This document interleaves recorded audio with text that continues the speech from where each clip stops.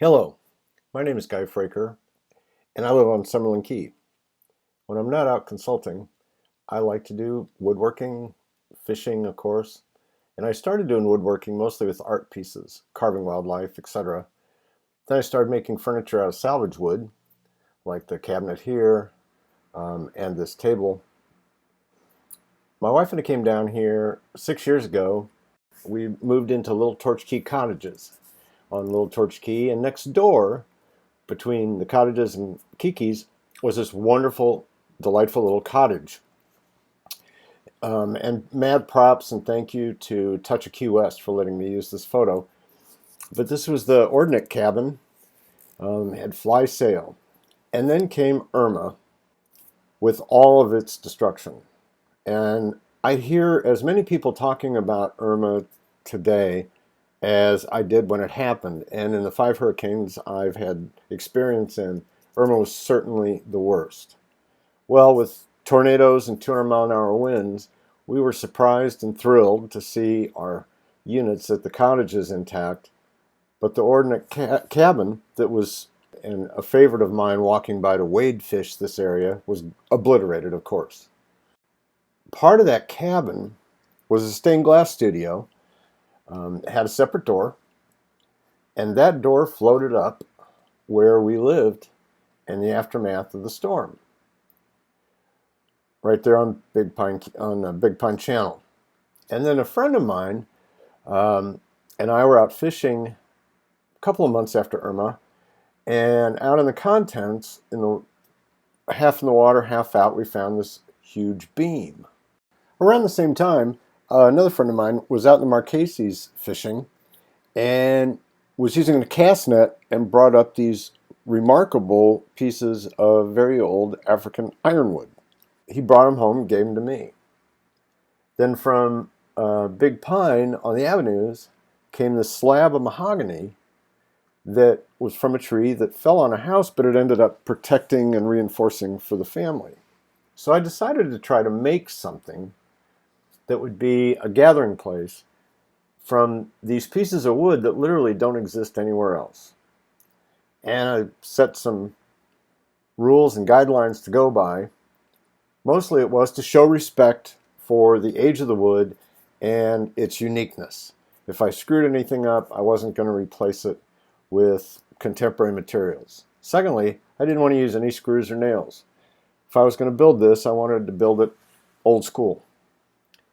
And finally, I was going to use just the wood that had come to me from the storm. So we're going to start with the legs.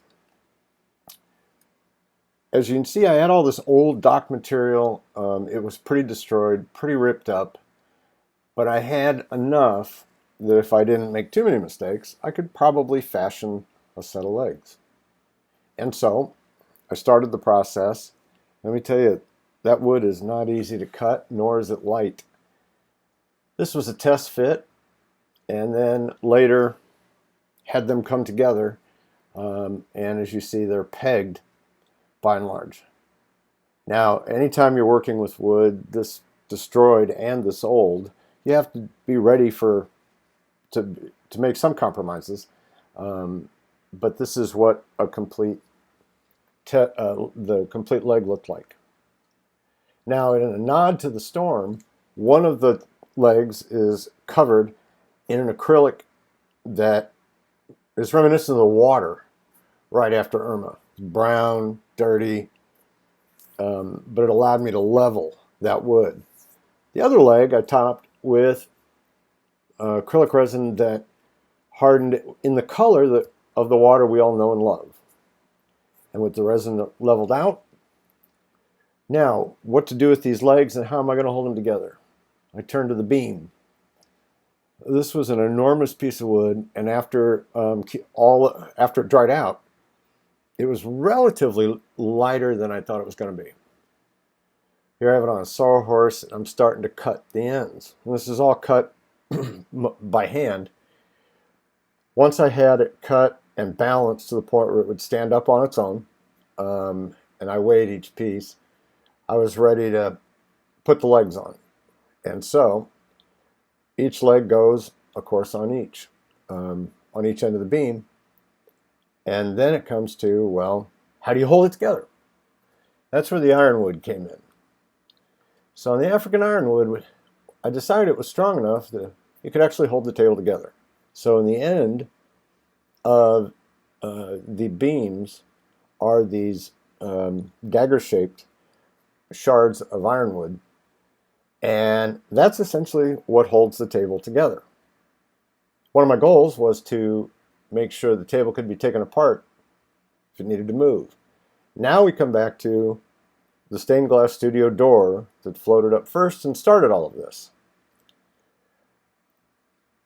So I decided to use it for a tabletop. I later found out from talking to the prior owners that the window frame in this door was over 150 years old. It was handmade, it was an antique, and the door was actually built to hold it.